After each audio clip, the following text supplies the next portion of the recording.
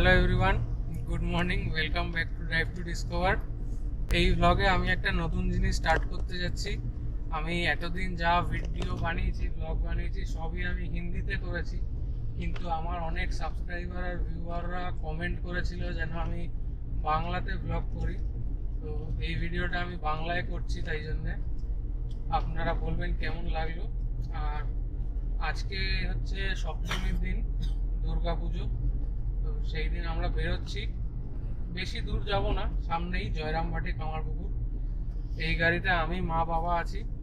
আর আরেকটা গাড়িতে আপনারা যদি আমার ব্লগ আগে থেকে দেখে থাকেন তাহলে আপনারা জানবেন, আমার দাদা, বৌদি আর তার দুই ছেলে মেয়ে, তারাও যাচ্ছে আমাদের সাথে। তারা একটু আগে এগিয়ে গেছে। আর এতদিন আমি ভ্লগ দিতে পারিনি, তার অনেকগুলো কারণ আছে। সেগুলো আমি কি কি কারণ, সেগুলো আস্তে আস্তে আমি ভিডিওতে বলতে থাকবো, আপনারা ফলো করলে জানতে পারবেন। আর দেখুন কেমন লাগে, অনেকদিন পর আবার স্টার্ট করছি, তো একটু ভুল হতে পারে, একটু মানিয়ে নেবেন। আর কেমন লাগছে এই বাংলায় ব্লগ সেটাও একটু কমেন্ট করে জানাবেন। তাহলে এখন সেকেন্ড হুগলি ব্রিজ পৌঁছালাম, 6:30 বাজে। রাস্তায় খুব 407 ছোটা হাতি এইসবের জ্যাম। ওখানে মানে সবাই কলা বউ স্নান করাতে যাচ্ছে। সামনে সেকেন্ড হুগলি ব্রিজ, ওদিকে দেখা যাচ্ছে একটু একটু। কি বলে, ডানকুনির দিকে যাচ্ছে। ও, তুমি কত? আমি টোল প্লাজা পেরোলাম সেকেন্ড হুগলি। সামনের ক্রসিং থেকে রাইট নিলে ওল্ড দিল্লি রোড, আমরা ওটা ধরবো না, ওটা থেকে সোজা এগোবো। এগিয়ে 300-400 মিটার মতো গেলেই একটা লেফট টার্ন আসবে, একটা ক্রসিংও আসবে সিগন্যাল। তো ওখান থেকে আমরা লেফটে ঢুকবো, ঢুকে ডানকুনি রেলওয়ে ব্রিজ ফ্লাইওভার যেটা হয়েছে সেটার ওপর দিয়ে আমাদের বেরোতে হবে। তুমি আগে যাও, তোমার পিছনে আমি যাবো। ঠিক আছে। আর এই সামনে যে সিগন্যালটা আপনারা দেখতে পাচ্ছেন, এখান থেকে লেফট নিতে হবে। বাঁদিকে টার্ন নেওয়ার পরেই যা দেখতে পাচ্ছি, যদি আপনারা একটু লেট করে আসেন তাহলে এখানে বাজার যদি একবার খুলে যায় তাহলে এখানে খুব জ্যাম হবে। আদারওয়াইজ সকালের দিকে দোকান টোকান খোলেনি, সেই জন্য অতটা জ্যাম নেই।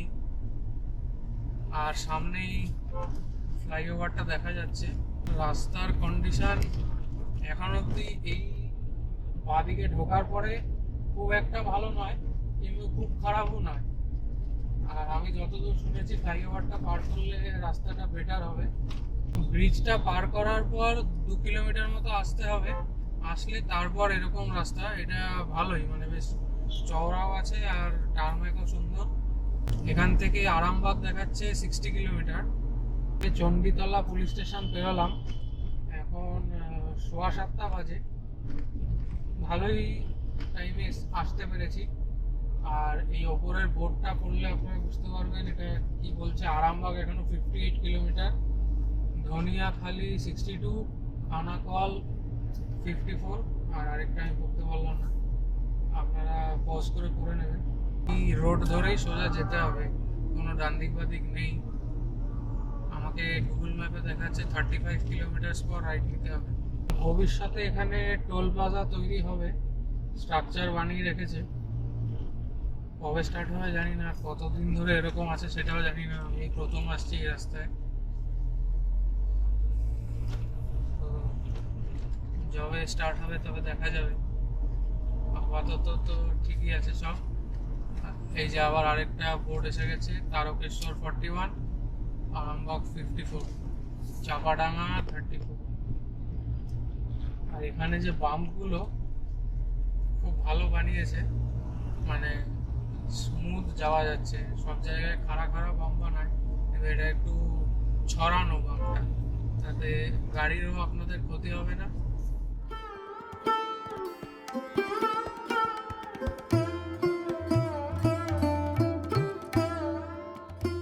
লাস্ট 4-5 কিলোমিটার ধরে খুব প্যাচ ওয়ার্ক করেছে রাস্তাটা, যেটা ভালো করে করেনি, সেই জন্যে রাস্তাটার অবস্থা ভালো না। এখন 8টা বাজে, একটা হোটেলে দাঁড়িয়েছি। এই ভাই আর বোন। গাড়ির ছাদে যে রুফটপ বক্সটা দেখছো ওটা নিয়ে আমি আলাদা করে একটা পরে ভিডিও বানাবো,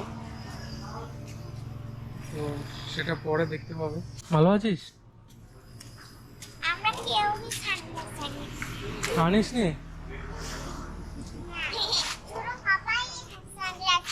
শুধু পাপা? বাহ। আমি দাঁড়িয়েছি সীতারাম হোটেল। এদিক থেকে আমরা আসছি, এদিকে জয়রামবাটি। তো আমিও একটু এগিয়ে গেছিলাম, তারপরে ইউটার্ন নিয়ে এসেছি। এখান থেকে আরও 42 কিলোমিটার্স মতো, 1-1.5 ঘন্টার মধ্যে পৌঁছে যাব। এখন খাওয়া দাওয়া সেরে সবে স্টার্ট করলাম। এখন বাজে 8:54, আর চাপাডাঙ্গা এখান থেকে 1 কিলোমিটার বাকি। তারপর ওখান থেকে হয়তো আরো 38-40 কিলোমিটার মতো হবে। হোটেলে জিজ্ঞেস করেছিলাম, তো ওরা বললো 40 কিলোমিটার মতো এখান থেকে ডিস্টেন্স। আর রাস্তা এখানে নাকি ভালোই হবে, তো সেটা আমরা গেলে বুঝতে পারবো কেমন। এখন অবধি প্যাচ ওয়ার্ক তো করাই আছে রাস্তায়। ওভারঅল যদি দেখা যায় রাস্তা খুব একটা খারাপ নয়, মাঝখানে একটু বাজে ছিল, তারপর এমনি ঠিকই আছে। 2-3 কিলোমিটার আসার পর আমাদের এখানে ডাবল লেন রাস্তা হয়ে গেছে, আপ অ্যান্ড ডাউন লেন আলাদা ভাগ হয়ে গেছে। আর রাস্তা এখন খুব সুন্দর, বেশ ভালো। এবার এটা কত দূর কন্টিনিউ হবে এরকম সেটা জানি না, কিন্তু এইরকম রাস্তা থাকলে 40 কিলোমিটার মতো যদি বাকি থাকে, 1 ঘন্টাও লাগা উচিত না। ডাবল লেন যে রোডটা ছিল সেটা বেশিক্ষণ ছিল না, 1-1.5 কিলোমিটার হবে। লাস্টে একটা টোল বুথের মতো বললো, কিন্তু টোল এখনো তৈরি হয়নি। তারপরে আবার সিঙ্গেল লেন স্টার্ট হয়ে গেল। আর এখানে একটু কনজেস্টেড এরিয়া লাগছে। এখন বাজে 9:03, সেই জন্যে রাস্তাঘাটের লোকও বেড়ে গেছে। বাজারটা যে দেখালাম ওটা পেরোনোর পরে আবার এরকম ডাবল লেন স্টার্ট হয়েছে। এখানের রাস্তাটা একটু বেটার লাগছে আগেরটার থেকে, ঘুরে ঘুরে যাচ্ছে। আরামবাগ পর্যন্ত মনে হয় এরকমই রাস্তা থাকবে। এখানে গাড়ির স্পিড লিমিট হচ্ছে 80, কিন্তু 80-তে চালানো টাফ আছে এখানে, যেরকম বাইক যাচ্ছে। আর আমি মাঝের মধ্যেই দেখছি এই রং সাইড দিয়ে বাইক টাইক চলে আসছে হঠাৎ করে, তো সেটা একটু দেখে চালাবেন। আপনার দোষ না থাকলেও গাড়ি যে চালাচ্ছে তারই দোষ হয় সবসময়, সেটা খেয়াল রাখতে হবে। এই যে দেখুন একটা সাইকেল উল্টো আসছে, চাইলেই ও দিক দিয়ে আসতে পারে কিন্তু আসবে না। এইটা একটা খুব বাজে স্বভাব। আরামবাগ বাজারের মধ্যে দিয়ে যাচ্ছি, আর রাস্তাটা যা ছিল সেটা হচ্ছে অনেকটাই ডাবল লেন ছিল, কিন্তু মাঝখানে অনেক ডাইভারশন আসবে। আর রাস্তা যখন ডাইভারশন আসছে খুবই খারাপ। আর ভালো রাস্তার থেকে খারাপ রাস্তাটা বেশি ছিল এই স্ট্রেচটা। তো মিলিয়ে মিশিয়ে চলছে আর কি। এখন হচ্ছে 9:35, এখান থেকে হয়তো আরো 15-20 কিলোমিটার হবে।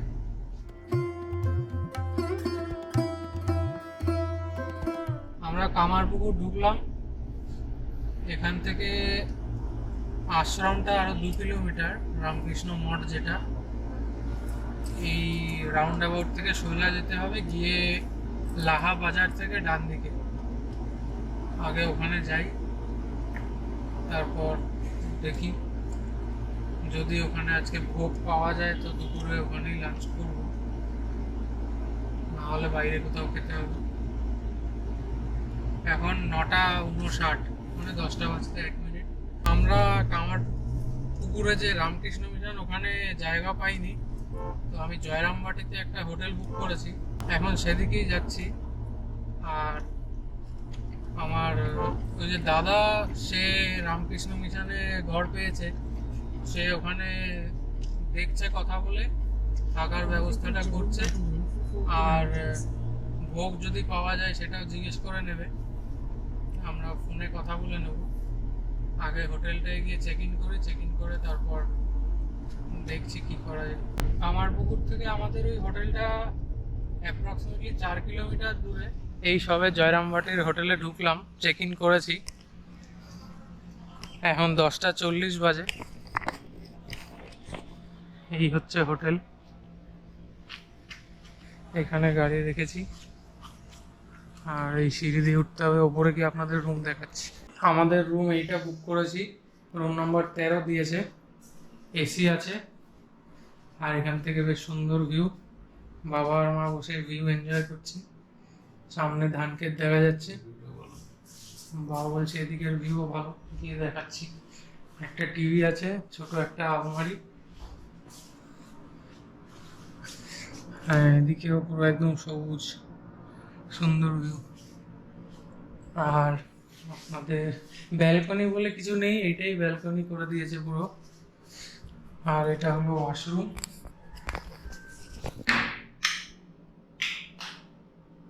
আলো, গিজার আছে যদি দরকার পড়ে।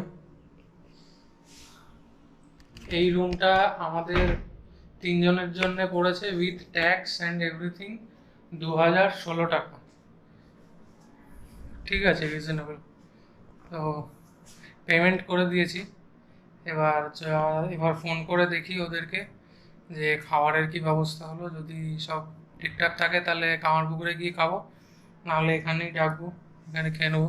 এখন সবে 10টা 50 বাজে।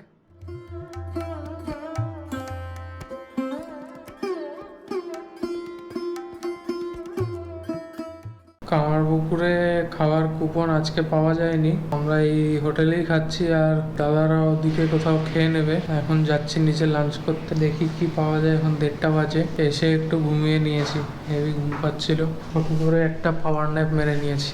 ক্যামেরাটা নিয়ে যেতে ভুলে গেছি, এখানে ছিল, মোবাইলও নিয়ে যাইনি তাই রেকর্ড করতে পারিনি। আমরা খেলাম বাসন্তী পোলাও, সিঙ্গাপুর ফ্রাইড রাইস আর মাটন কষা, খুব ভালো রান্না ছিল। এবার একটু রেস্ট নেব, নিয়ে বিকেলের দিকে কামারপুকুর যাব, ওখানে দুর্গা পুজোটা আজকে এনজয় করব, করে সন্ধ্যেবেলা আবার ফিরে আসবো। আমরা এই সবাই বেরোলাম, এখন বাজে 5টা 20। রামকৃষ্ণ মঠে গিয়ে দেখবো কেমন পুজো হচ্ছে, আর একটু ঠাকুর দর্শনও করে নেবো। আর দেখি ওখানে আশেপাশে কিছুক্ষণ ঘুরে তারপর আবার ফিরে আসবো।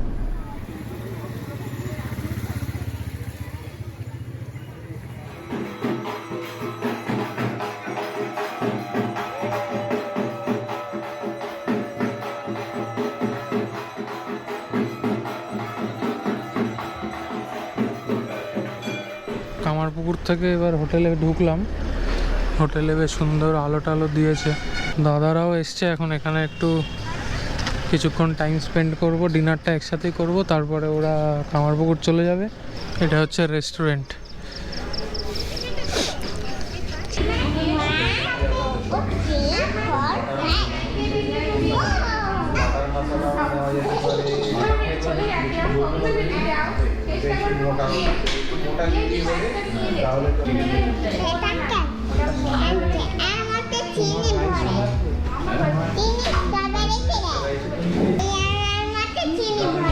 চিনি নেই, নুন আছে, দুধ না নুন, আর গোলমরিচ, গোলমরিচ কি, গোলমরিচ, নুন গোলমরিচ, হ্যাঁ।